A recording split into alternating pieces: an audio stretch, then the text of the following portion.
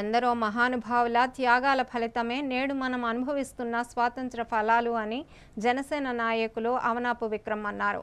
విజయనగరంలోని బాలాజీ నగర్ జనసేన కార్యాలయంలో శుక్రవారం ఘనంగా స్వాతంత్ర దినోత్సవ వేడుకలు జరిగాయి. జనసేన నాయకులు అవనాపు విక్రమ్ జాతీయ జెండాను ఆవిష్కరించారు.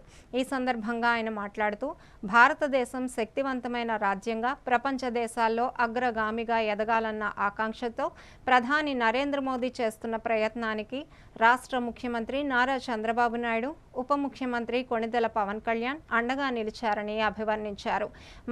మనలోని దేశభక్తిని, మనకున్న ఐక్యతను చాటడం ద్వారా మన జీవితాలను పణంగా పెట్టి స్వాతంత్రాన్ని తీసుకువచ్చిన సమర యోధులకు, దేశ రక్షణలో అసువులు బాసిన వీర జవాన్లకు నిజమైన నివాళులు అర్పించిన వారం అవుతామని స్పష్టం చేశారు. డాక్టర్ అవనాపు భావన మాట్లాడుతూ భిన్నత్వంలో ఏకత్వం ప్రతిబింబించే విధంగా భారతీయులంతా జరుపుకునే జాతీయ పండుగ స్వాతంత్ర దినోత్సవ పండుగ అని అన్నారు. ఆంధ్రప్రదేశ్ రాష్ట్రంలో కూటమి సర్కార్ అభివృద్ధి, సంక్షేమం రెండు కన్నులుగా ముందుకు సాగుతోందన్నారు.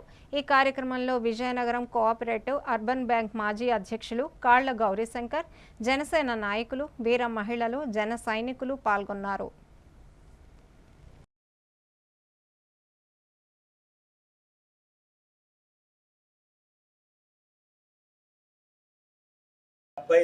స్వాతంత్ర దినోత్సవం ఎంతో ఘనంగా చక్కగా జరుపుకోవడం జరుగుతుంది.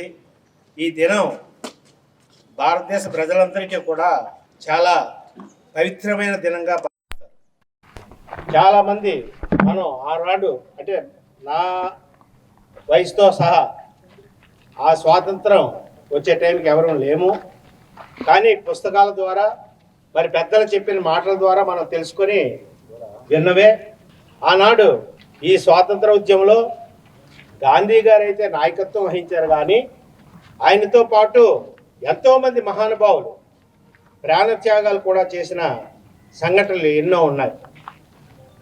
గాంధీ గారు ఒక విధంగా చెప్పాలంటే శాంతిగా అహింసా విధానంలో పోరాడితే, ఆనాడు నేతాజీ సుభాష్ చంద్రబోస్ కానీ, భగత్ సింగ్ కానీ, అల్లూరి సీతారామరాజు కానీ, వీర మహిళ ఝాన్సీరాణి కానీ, మరి ఎంతోమంది విప్లవీరులు కూడా ఈ స్వాతంత్ర ఉద్యమంలో వాళ్ళ ప్రాణాలతో సైతం త్యాగం చేసిన విషయం మనందరికీ తెలుసు. అందుకు ఈ దిననాడు మనం వారందరినీ కూడా స్మరించుకోవాల్సిన అవసరం ఎంతైనా ఉంది. మరి అదేవిధంగా మన ముఖ్య నాయకులు ఈనాడు రాష్ట్ర ఉప ముఖ్యమంత్రి అయినటువంటి పవన్ కళ్యాణ్ గారు ఒక విధంగా చెప్పాలంటే రాజకీయాల్ని ఒక విధంగా చెప్పాలంటే కొత్త కోణంలో ఈరోజు ప్రజలందరూ చూస్తున్నారు. కొత్త కోణం ఏమిటయ్యాల్సంటే, మరి నాకు తెలుసుండి 40 సంవత్సరాలుగా రాజకీయ అనుభవం ఉంది. ఏ ముఖ్యమంత్రి కానీ, ఏ ఉప ముఖ్యమంత్రి కానీ సొంత నిధులు ఖర్చించి ప్రజలకు సేవ చేసే నాయకుడు ఎవరు కూడా లేరు. ఆ నాయకుడు ఒక పవన్ కళ్యాణ్ గారే. ఆయన ఎక్కడికి వెళ్తే అక్కడ నిధులు ఇవ్వడమే, గవర్నమెంట్ ఇస్తుందా లేదన్నది చూడలేదు. ఆయన నినాదం అంతా ఒకటే. గ్రామాలన్నీ కూడా ఆనాడు గాంధీ నినాదం, గ్రామాలు బాగుంటేనే స్వరాజ్యం బాగుంటుంది. ఆ నినాదంతో అనకూడదు కానీ గ్రామాలన్నీ కూడా బాగు చేయాలని ఒక సంకల్పంతో ఈరోజు పనిచేస్తున్నారు. ఏ ముఖ్యమంత్రి కూడా పట్టించుకోకపోయినా డోలీ మూత ఉండకూడదు గిరిజన గ్రామాల్లో అనే నినాదంతో గిరిజన గ్రామాలు ఎక్కువసార్లు సందర్శించిన వ్యక్తి ఎవరైనా ఉన్నారంటే అది మన ఉప ముఖ్యమంత్రి పవన్ కళ్యాణ్ గారనే మనం గర్వంగా చెప్పుకుంటున్నాం. అటువంటి మరి జనసేనలో మీరందరూ కూడా ఉండడం ఎంతైనా చాలా హర్షించదగ్గ విషయం. భవిష్యత్తులో ఖచ్చితంగా జనసేన నాయకత్వం బలపడుతుంది.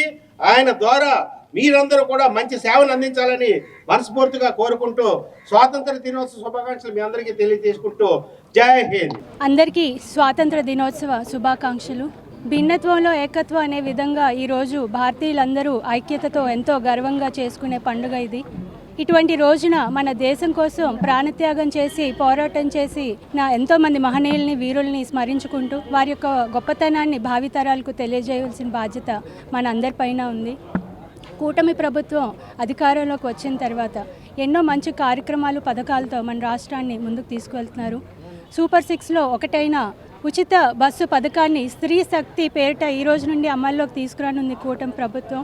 ఈ పథకం ద్వారా మహిళలకు, బాలికలకు అలాగే ట్రాన్స్జెండర్లకు కూడా ఉచిత బస్సు సౌకర్యాన్ని కలిగించనుంది. దీనికోసం దాదాపు 1942 కోట్ల నిధులను కూడా ఖర్చు చేస్తున్నారు. ఇటువంటి మంచి పథకాల్ని తీసుకొస్తున్నటువంటి మన రాష్ట్ర ముఖ్యమంత్రి శ్రీ నారా చంద్రబాబు నాయుడు గారికి, అలాగే ఉప ముఖ్యమంత్రి శ్రీ కొండల్ పవన్ కళ్యాణ్ గారికి కూడా ఈరోజు మహిళలందరి తరపున ధన్యవాదాలు తెలియజేసుకున్నాం.